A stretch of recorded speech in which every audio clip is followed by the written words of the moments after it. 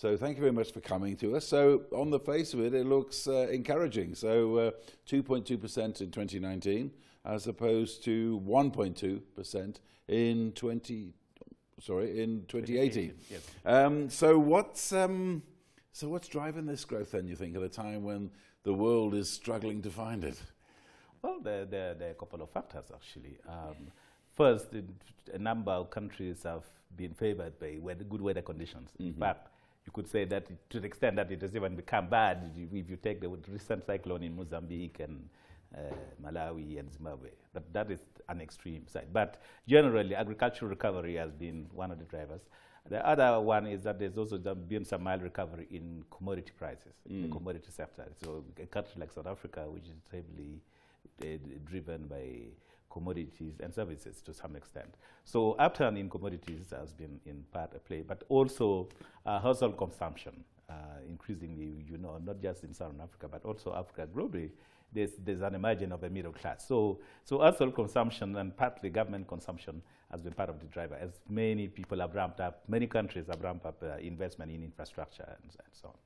And is there enough going on to sustain it for the future? I mean, I know, the World Bank says a gap of, $90 billion in infrastructure in this continent. And I know the AfDB has been very active in trying to look for new investors into infrastructure. Yeah. Is there enough investment coming? Yes, I mean, actually, I think Africa is one of those places, and Southern Africa is part of the bigger part of the continent. We offer very attractive returns for investors in that regard. And so in terms of investment coming in, yes, there is. But of course, we also have our own monies, remittances from our citizens who are living abroad that are increasingly also surpassing things like ODA, Overseas Development Assistance. So yes, the opportunities are there.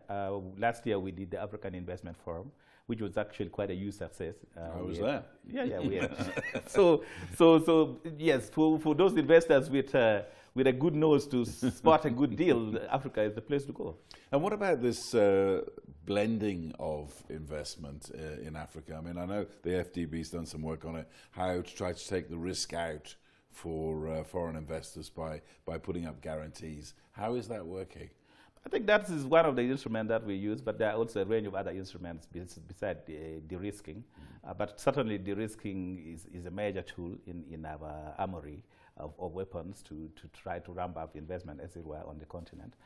Like I said, the Africa Investment Forum, as an example, was a huge success, and I think even your president was quite impressed by what we managed to deliver over the 3-day period. Compared to the general sentiment that Africa doesn't have opportunities.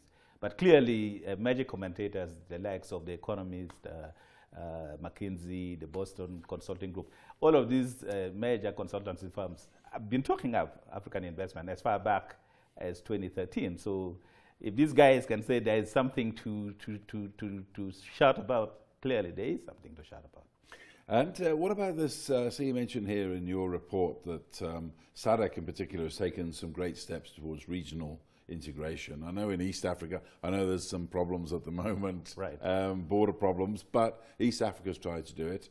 What do you think the future of it is? Because on the one hand, it's win-win. Everybody gets more trade. There's more investment and equipment moving around the region. How can the region step it up? In terms of this? Yes, there's a lot of work that needs to be done, for example, on the movement of people.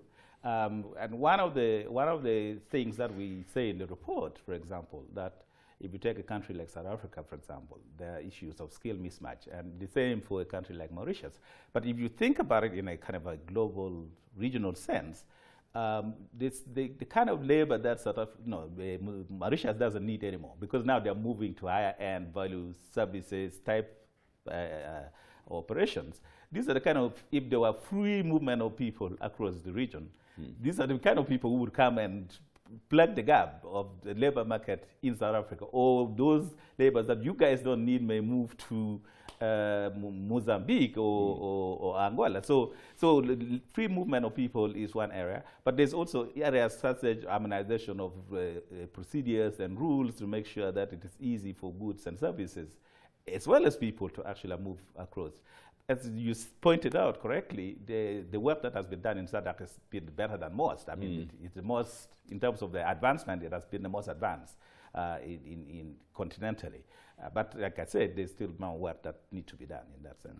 I mean, talking about, you know, the region where you come from, East Africa, I mean, there was one time 10 years ago writing a story about it. It was going like a train. I mean, you were even talking about one president for the entire region, which I thought was a revolutionary idea.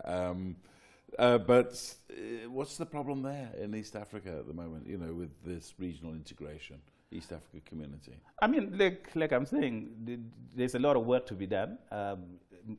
We are not all at the same level. If you look at East Africa, or you look at SADC, or you look at COMESA, we are not all at the same level. We also have the problem of overlapping membership, and that kind of creates issues of loyalty, right? Some countries get a little bit confused where they should really belong or not. And then I'm thinking of Tanzania that left COMESA, for example, but remain in East African community and also remain in SADC. And some of the histories may become important because SADC, you remember, was founded on kind of a pseudo-military architecture. So for security reasons, it might make sense to stay in SADC and probably leave COMESA. So Tanzania is an example. But what I'm saying is that there's a lot of work that needs to be done. Having a single super state, maybe we need to learn from the Europeans. I don't know whether that is the best ambition.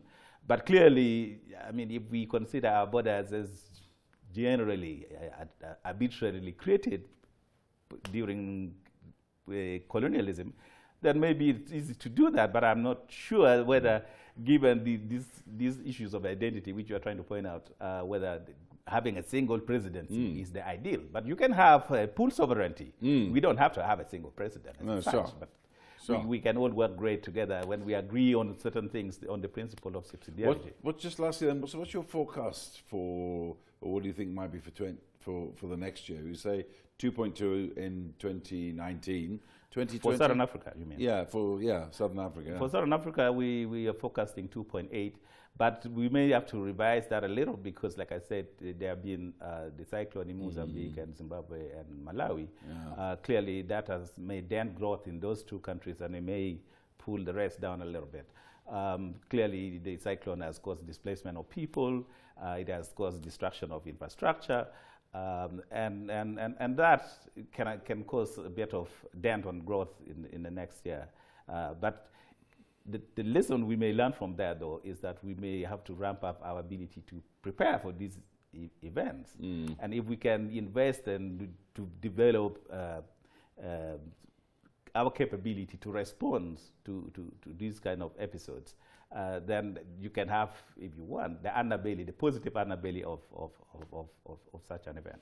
Well, let's hope for better times ahead, even next year, 2020. Thank you very much for coming to the studio. George Kararach, the lead economist of the Southern African region of the AfDB.